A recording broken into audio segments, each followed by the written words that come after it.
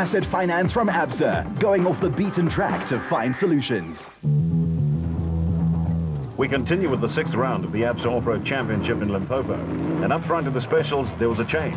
Nick and Ryan Harper were still chugging away, but had lost time when they stalled in a riverbed.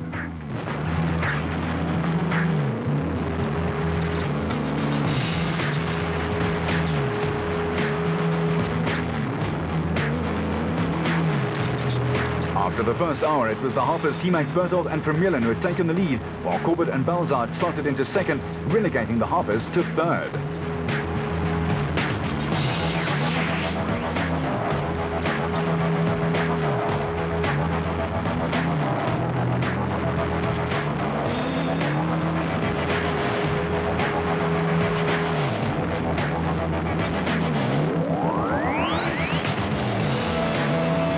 Once again, it was shaping up to be an epic battle. Cronje and Birkin was still going well, even though Taylor had set the fastest time in the first hour of racing in the production car class, while Hall had hit the ditch way too hard and broke a vertebra in the process.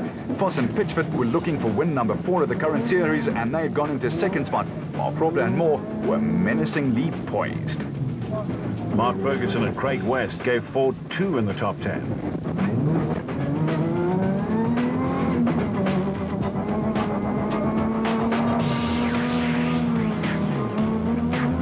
The Nissans working themselves up the order must have worried the rest of the field massively.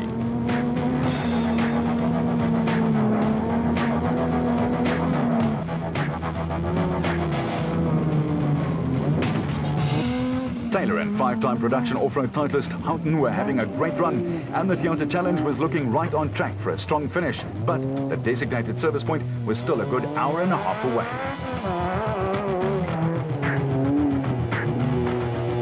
And now one man who really knows how to coax a car into giving its best is the jovial Grobler. He and Moore were quietly working their way up after starting in 7th place overall.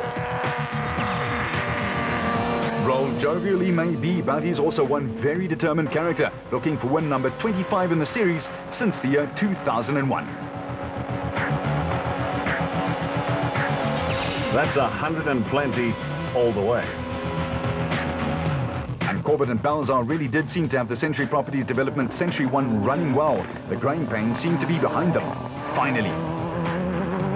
Yeah, but no one had yet been able to sneak up to or past Berthold and Vermeulen in the Porter. The turquoise terror was controlling things right from the front. With Visser and Badenhorst making sure that the Castrol Toyota Hilux was staying on the straight and narrow. Yeah, Arnie, you mean where it's all possible? Sort of. The Audi V8 powered bat of Matthews and Smith was arguably having the best run of the specials, and they'd slotted into the top 3. But now notice the softly approach here by Neil Woolridge on the Ford's accelerator.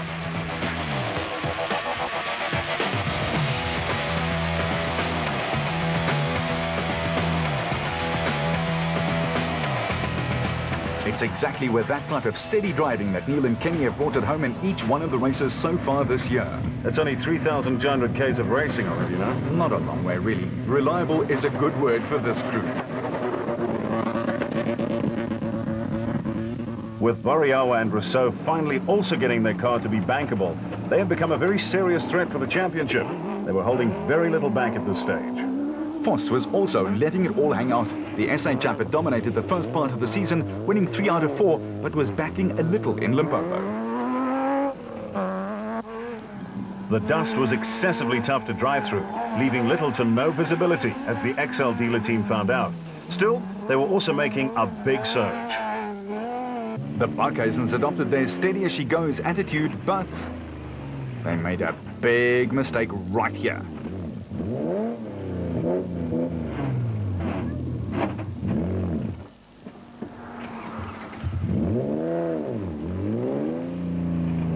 And exacerbated it a little bit more. On the road to nowhere, Marsh and Groeneveld's Corvette engine Regent Racing Bat had also made a giant move, up from 18th overall after a very dusty start for them. Meanwhile, George and Sharon were still trying to wiggle their way through an opening that was too small for the Toyota Hilux, while teammates White and White made their way past. But it meant the other competitors had to find a way around. And they did. Makakanene powerfully around.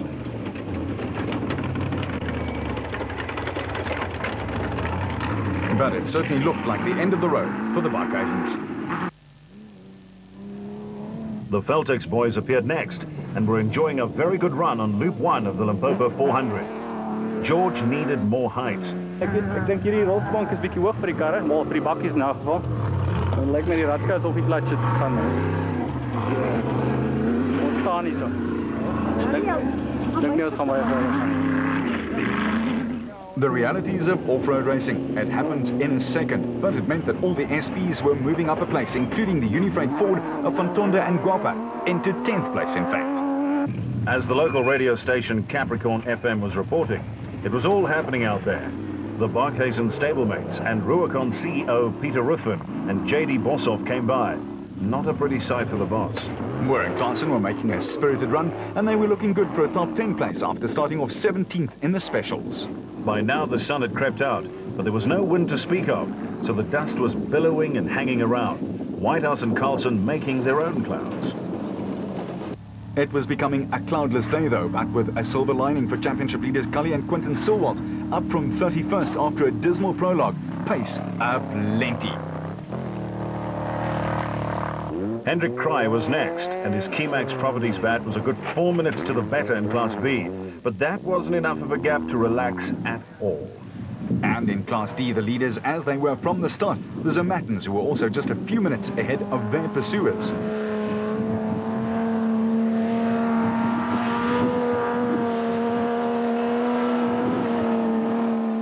Second in Class B, it was Lo de Brain and Rudy Brits in the Ruacon bat, keeping it together well.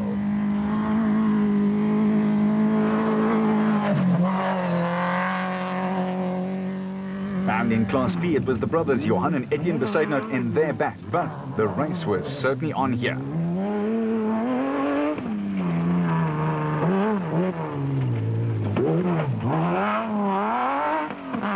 Defending Class D champions, Cliff Weichelt and Nick Elson, their Toyota, were trying to keep the Zermattens within eyeshot.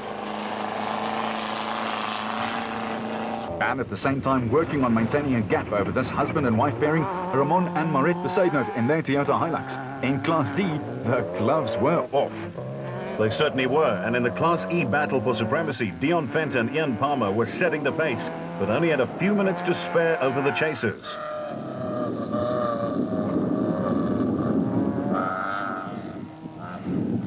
The dust was getting in everywhere, but luckily not in our cameraman's eye. In there, he somehow found second place in the E-Class race. Dewald van Breda and Johan de Toy keeping Fenter and Palmer in their sights.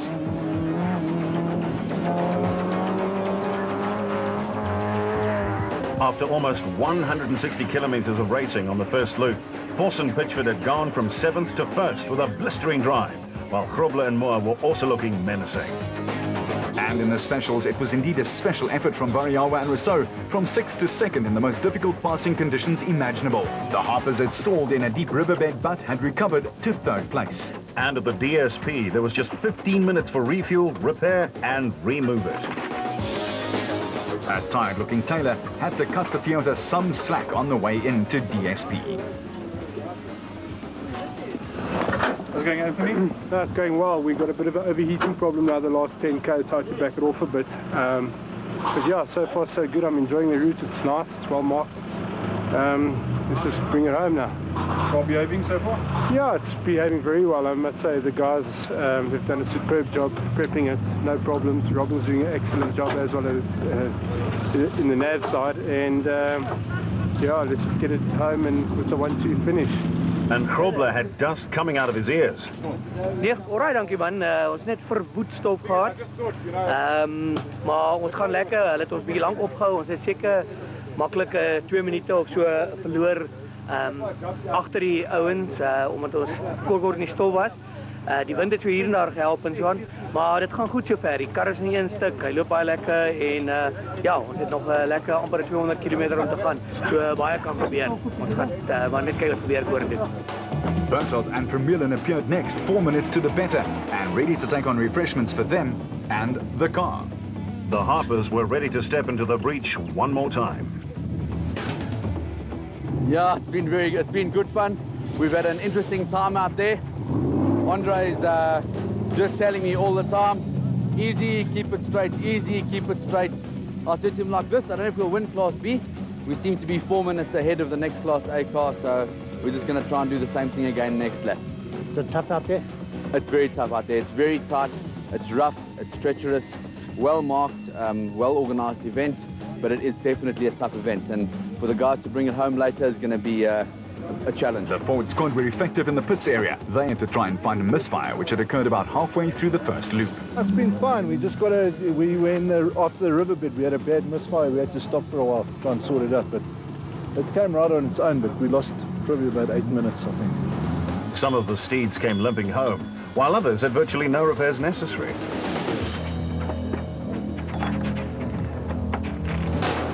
Century's Rudy Balzar and his driver, Mark Corbett, did some great driving. Yeah, it's not been bad. The river was a bit rough through the water and we had a puncture, and other than that it's been going well. Car also still going well? Oh, going very well. No problems. So the puncture took us a bit long to change. Very businesslike, and Rudy certainly had that look in his eye. DSP is always a bee-like hive of activity, and in Limpopo it was no different. For Des Verzeitenhout in third, the Adenko bat in Class B, life could just not be better. Very much. A lovely day. Quick. A lot of dust. But it's nice. The route very tough? Yeah, very much. Yeah. Nice and cool though. Well, yeah, after all the river crossings, we've been having an aircon unit, yeah.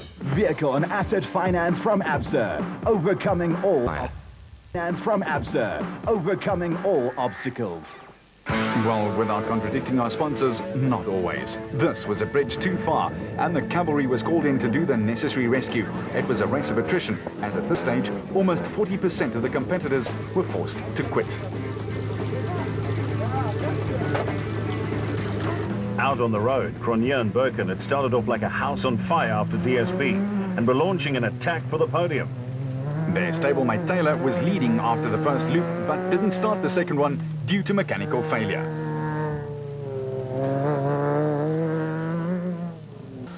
And back at Stuck Gully, the escape shenanigans were still going strong. Now from Stuck Galley, the Harpers were intent on grabbing a podium in the special vehicle category, and were on track to do so. But it needed some fine driving and a stay-out-of-trouble approach. That's what Grobler has been doing for more than 30 years, actually, Roll.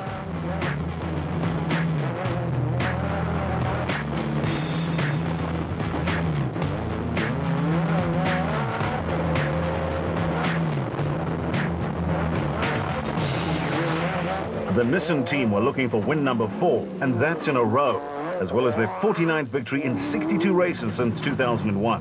What a record, while Berthold himself was looking to just record a solid drive over the second loop.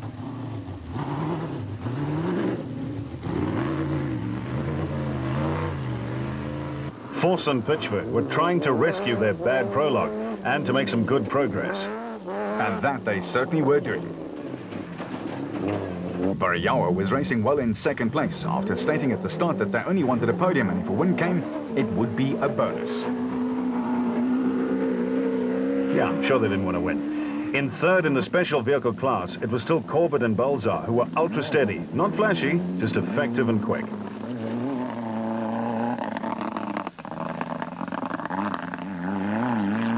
Woolridge and Schaldhammer still ruining their 8-minute time loss with third, and trying to marry aggression and containment all at the same time.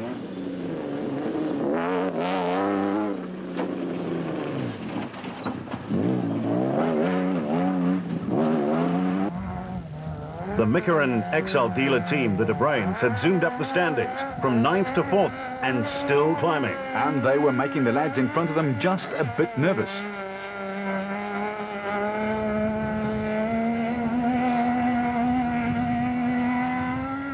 And then the biggest zoomer of the whole day, the Sulvolts, from 16th and up into the top 5. That's a whole lot of shaking going on. Cronje and Birkin were still first on the road, but had lost time to Voss and Grobler in third in the production car class. And they were chasing for all they were worth. It was a Nissan 1-2 ahead of them, though.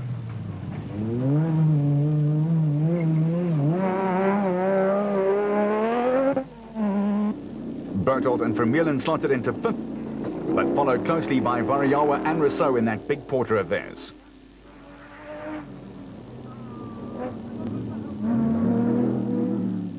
And the top 10 rounded up by Corbett and Balzar, who still had the Century Properties racing bat going in the right direction. On the home stretch, Grobler had gone past his stablemate Voss after Duncan and Ralph were forced to stop and try to repair broken shocks. That in turn caused a broken brake pipe. Berthold was letting her rip. And they almost lost it there. But the Atlas Copco Porter is big and strong, and they sped on, leading Class A handsomely. They were just less than 4 minutes ahead of Variawa and Rousseau, who themselves had passed 9 cars in the past 300 kilometers. And the Corbett-Balzar combination was holding station in 4th in the specials. The rest could come at them if they so desired. They were hanging tough. Lady Luck played her part, though. When 30 k's from the end, they broke a left rear drive sharp and retired.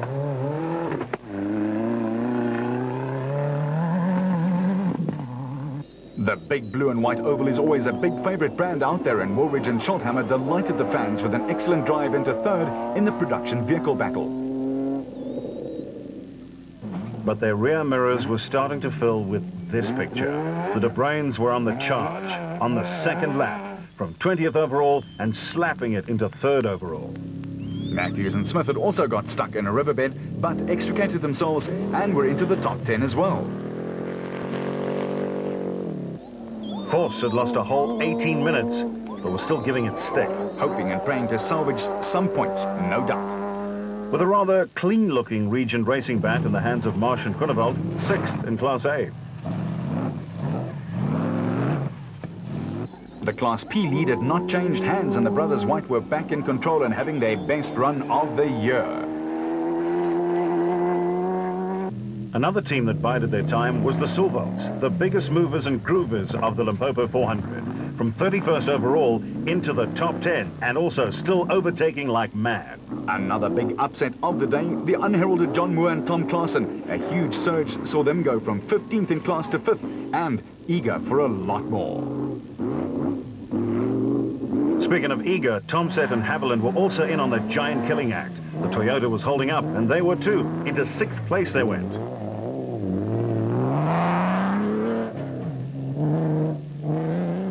Cry and Vogt had eked out a 7 minutes of lead in Class B and were avoiding any costly mistakes. Yeah, even though the Keymax bat was sounding a little stuttery.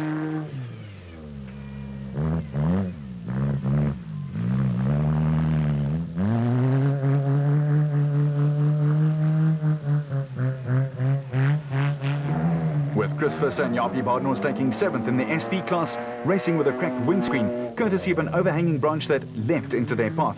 They too had got stuck in a river following that. That's got to hurt. Now back to Class B, and in 2nd here it was De Bruyne and Brits, who were still 7 minutes behind, but chasing as hard as they could as the K's started to run out. And Henry and Maurice O'Matten were counting them down in the leading Class D by almost a quarter of an hour. They just wanted to coax the Nissan home. And 3rd in Class B, Bez Bezuidenhout and Johan de Bruyne, who were exactly 12 minutes off the lead.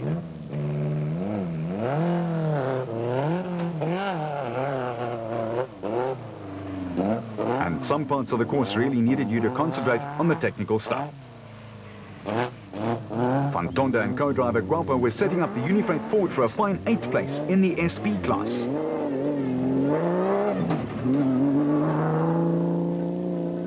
While Class P's 2nd placer, the brothers Bezuidenhout, were almost half an hour back, but steady as a rock in the Adenko bat. And back in Class D, Ramon and Maret Bezuidenhout from Dalmas proved that they're getting better with each outing. 2nd, 13 minutes behind the Zermattens in their Toyota.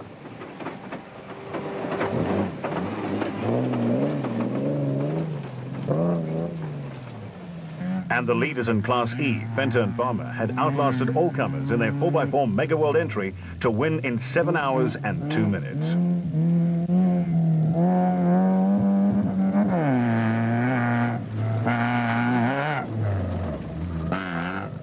That gave them just more than 6 minutes over their nearest rivals Van Breda and De Toy in the multicolored Potch Plastics Toyota Hilux.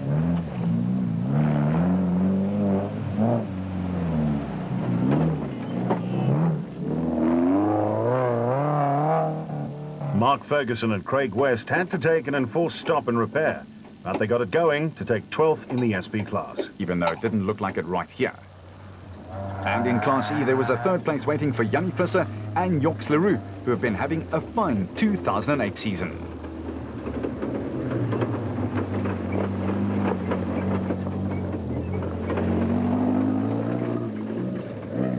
While Class B's Giel Nel and Deon de Kock in the Look Africa Zarko Truggy filled fourth place almost an hour back. Whitehouse and Carlson were the last finishers home in Class A after having a litany of problems, but at least scoring some points. Malalan Toyota's SP entry featuring Johan and Werner Horn in their Land Cruiser took 9th place.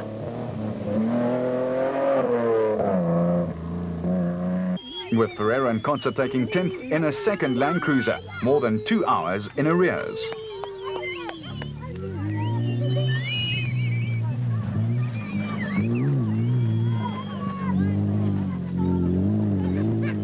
And in the IDM cement entry, Jaco Swanepoel and Keith Solomon finished 11th.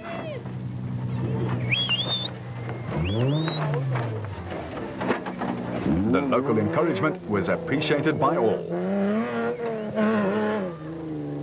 The Raconic squad, Kutsiela Beskachny and Johan Gerber, were the last official finishers in Class D, taking third, 24 minutes behind, after a very tough event for all concerned.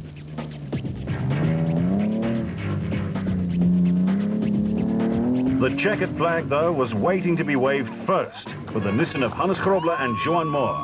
After just 6 hours and 7 minutes, it was win number 25 for Grobler, and for Nissan, an unprecedented 49th victory in 62 races since 2001. Yeah, we're very pleased at the moment. We don't exactly know where the other guys are. We arrived here first, and we'll just see in the next few minutes what time the other guys are going to be in. But yeah, we'll see. Did you have any problems out there? Not really, except we had 2 specials in front of us that wrong slotted a few times, and they cost us quite a few minutes because we were catching them, and then they just got into the road ahead of us. So it was just that, but further the car and John was excellent. Berthold and Vermeulen got their second victory of 2008. It absolutely does. In Polokwane here, I've had success before, and it looks like we got success again today. We seem to have just managed to close the gap on Nick Harper, but he made my day a very tough one. He made me work hard for it today. What were the conditions like out there? It was very rough. It was a treacherous race. It was a fantastic off-road route. It was well marked. But you had to really mind your P's and Q's and keep the car on the straight and narrow. Otherwise, it wasn't coming home in one piece. And have a look at this. Birkin and Cronje again had to limp home. Yeah, we were actually doing quite well. We kept the gap to Hannes, but unfortunately about 30 k's from the end, we broke the shocks on the left front, as you can sort of see behind me. It's a bit of a tough call as to whether we were going to crawl home or whether we were going to pack it up. And we said, no, we're going to crawl home. Not exactly sure where we've ended up in SP. There seems to be quite a large gap to the other guys, so hopefully we'll score some good points. Maybe a third or so, we hope so anyway. It was in fact a third in the SP class. For Ford's Neil Woolridge, it wasn't a great day, but they still got a podium place in the Ranger. I can't say it's been my best day, eh? It's been a hard, rough race, and I must say I just battled to get into it on the second lap. We developed a very, very bad misfire on the first lap. The moment the car saw any water, it wouldn't go. In fact, we stopped. We checked everything, checked all the plug leads and checked everything, and we thought, well, that was our race, you know. So we thought, well, we'll just carry on slowly, because if you kept it in a high gear, it would pull a little bit. So we kept going, and then, about 10 kilometers, 15 kilometers later, it cleared itself. So at the halfway point, we sprayed some silicone all over the different connections and things like that, and then the last lap we were just very, very careful through the water. We just very, very slowly, nearly got stuck once because we went too slowly, but yeah, at least we're here and we got some more points in the bag. Yeah, good to be back. Variawa had a great run in the Total Motorsport Porter and scored vital championship points. I think today worked out for us well. We came here not to win a race, we came here just to finish a race and to finish on a podium to secure good points for our championship, and I think today that's what happened, you know. Henry Zamatin was 17th overall and first in Class D. Yeah, thanks to BB Auto in Polokwane, we managed to borrow their hoist and we owe his workshop manager's wife a huge apology. He kept saying to her, don't worry, they nearly finished. I think he got home at 1:30 for a function. I think he's in such trouble. But it was really nice of them to leave the workshop open so we could work on it all night through. Managed to solve all the problems. It's going sweet now. But not quite as sweet as the bubbly for Grobler and Moore. A back-to-back victory and a huge leap up the championship log. The De Bruins had a barnstorming finish to leap from 9th to 2nd, while Mr. Consistent brought the Ford home for valuable points too. And in the specials, Berthold's ears could hardly stop the smile. A big win for the Atlas Copco Porter. And the turquoise team made it 2 on the podium as the Harpers held on for 3rd. But it was the Silbolts who had also supplied a great come-from-behind drive for 4th. For a great production, our grateful thanks to BSB Printers, Capricorn FM and Limpopo Casino and Entertainment World. It's a battle that is wide open at the top, and it'll be a fight to the 6th and last race of the season. With the Silbolts, Variawa Rousseau and Martian Prunevalt all finishing in the points, the overall and Class A championship remains a 3-horse race. With just 2 races left, it's going to be a tense finish to the season. Until next time, you keep it on the road, and we'll keep it off-road. That was the ultimate test.